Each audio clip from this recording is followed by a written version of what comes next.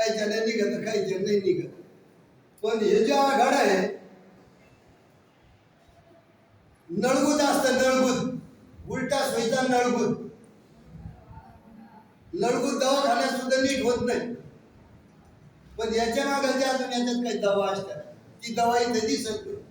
त्या 3 दवाचा विचार करून सनी जर कदाचित रस तयार केला हातापायाला चोळायचा.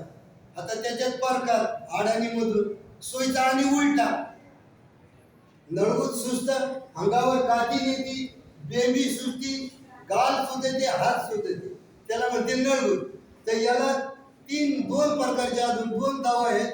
याच्यात विचार करून रस तयार करून अंगाला चोळायचा. आणि मधाची पोळी असते, मध तर सगळ्याला माहिती.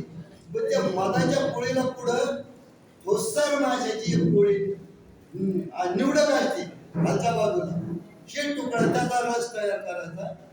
आणि तो सुद्धा याच्यावर 3 दिवस झाल्याच्या नंतर तो रस चोळायचा. पण आईने वेळेवर भेटत नाही. भेटत फक्त 2 दिवस